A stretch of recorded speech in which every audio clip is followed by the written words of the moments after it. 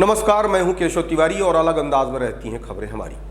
Bharatiya Janata party और कांग्रेस ने अपने प्रत्याशी घोषित कर दिए। दोनों दलों के प्रत्याशी घोषित होने के बाद अंदर ही अंदर बगावत का बारूद सुलग रहा है।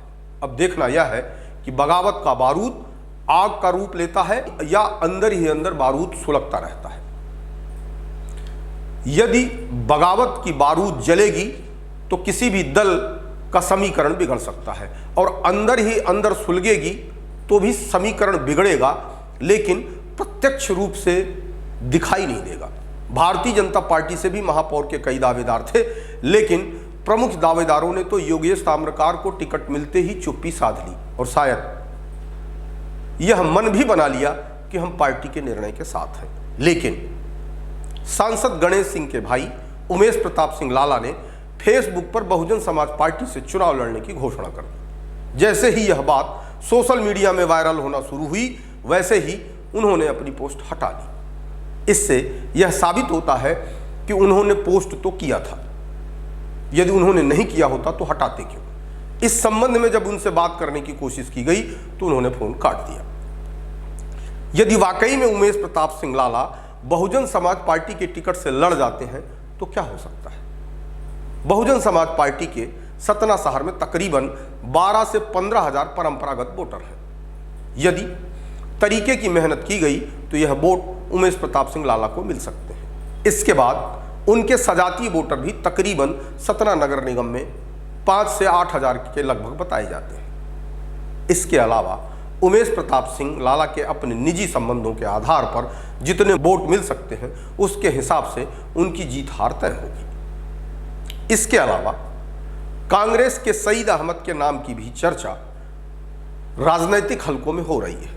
यदि कांग्रेस से बगावत करके सईद अहमद बसपा से चुनाव लड़ते हैं तो बसपा के 12,000 से 15,000 परंपरागत वोट तथा मुस्लिमों के 15,000 वोट, इसके अलावा सईद अहमद को ठाकुर समुदाय का भी पर्याप्त मात्रा में समर्थन मिल सकता है।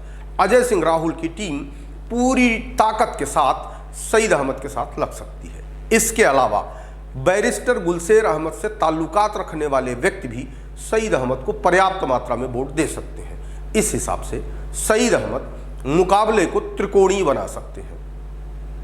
ऐसा नहीं है कि सतना से बहुजन समाज पार्टी का महापौर नहीं बना। एक बार पुष्कर सिंह तोमर ने बहुजन समाज पार्टी की टिकट ली और महापौर बनी। पुष्कर सिंह तोमर ने कांग्रेस के मनीष तिवारी तथा भारतीय जनता पार्टी के राजकुमार मिश्रा को बुरी तरह पराजित किया। उस चुनाव में भी यही समीकरण काम किया था जो मैंने इसके पहले बताया। बहुजन समाज पार्टी के परंपरागत वोटों के साथ पुष्कर सिंह तोमर के अपने निजी वोट बैंक जो सतना शहर में थे, उसकी बदौलत उन्हें जीत मिली। यदि सईद अहमद हिम्मत जुटाते हैं तो मुकाबला रोचक होने के साथ साथ संशयात्मक भी हो सकता है। फिर कोई भी प्रत्याशी या उसके समर्थक यह दावा नहीं कर सकते कि जीत इस दल की ही होगी। तीसरा नाम कांग्रेस के कुदरतुल्लाह बेग का भी आ रहा है। यदि सईद अहमद चुनाव नहीं लड़ते, बहुत संभावना है कि बहुजन समाज पार्टी से कुदरतुल्लाह बेग भी चुनाव लड़ सकते हैं। कुदरतुल्लाह बेग जमीनी नेता हैं और उनके कई वार्डों में निजी संबंध है। उन्हें बसपा के परंपरागत वोटों के साथ मुस्लिम समाज का भी वोट पर्याप्त मात्रा में मिलेगा। इसके अलावा उनके निजी संबंधों वाले वोट भी पर्याप्त मात्रा में मिल सकते हैं। यदि कुदरतुल्लाह बेग भी महापौर का चुनाव लड़ते हैं तो मुकाबला त्रिकोणीय होने के साथ साथ दिलचस्प हो जाएगा। आप अपनी राय हमारे कमेंट बॉक्स में दे सकते हैं। विशाल खबर चैनल को सब्सक्राइब करें और बेल आइकन दबाना न भूलें। हम जल्द ही नई एवं ताज़ा तरीन खबरों के साथ फिर मिलेंगे। देखते रहिए विशाल खबर।